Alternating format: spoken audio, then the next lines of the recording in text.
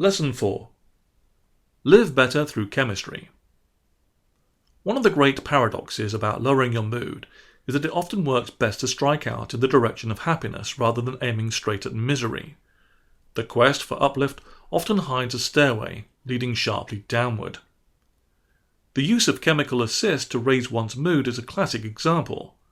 People drink alcohol, smoke pot, and practice other forms of informal pharmacy, largely to elevate the mood.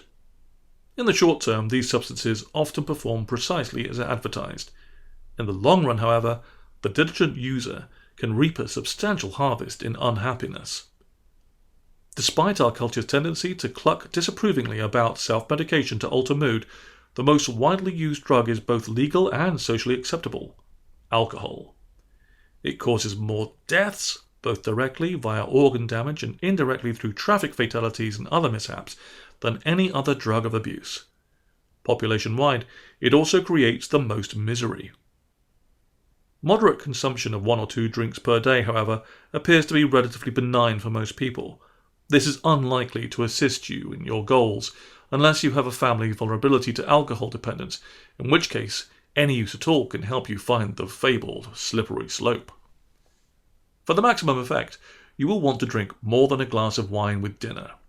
Alcohol is a depressant, so even if it affects no other aspect of your life, it will insidiously begin downshifting your mood. 2 methods seem to be employed most often. 1. A steady pattern of daily or near-daily drinking that gradually ramps up to enormous proportions, or 2. An alternating pattern of moderation or abstinence interspersed with out-of-control binges. Either of these strategies will work, though the former is somewhat more likely to have the added effect of physical dependence, which will make withdrawal a misery as well. The overuse of alcohol can have an impact on all areas of your life. For example, it tends to anesthetize the inhibitory pathways of the brain. This is one of the biggest attractions for the shy. They can relax, open up, converse more easily, and drop rigid boundaries and sometimes clothes.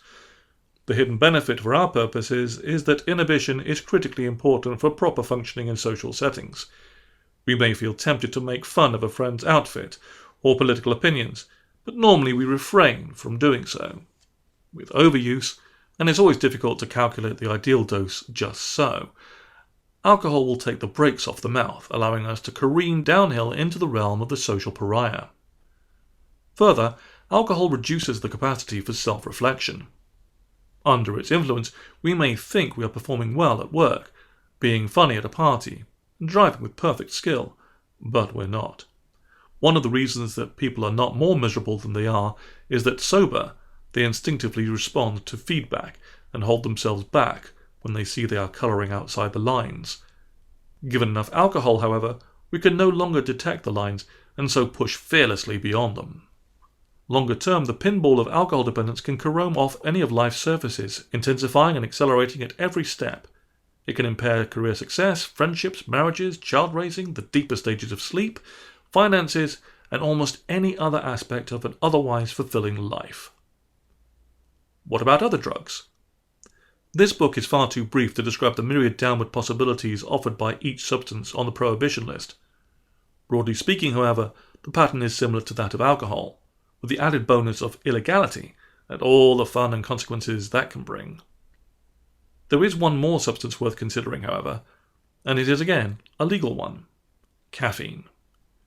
Sharp observers in North America have noted the increase in urban coffee shop density over the past few decades, concluding that if the pace continues, there will be no room for any other form of business within 20 years.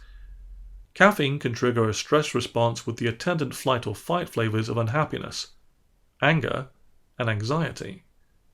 Small doses, for most people, do not seem significant and may only serve to sharpen concentration and motivation, but once one graduates to a more heroic habit, as little as 3 cups of drip coffee per day, anxiety, anger, or both, are likely to be accentuated.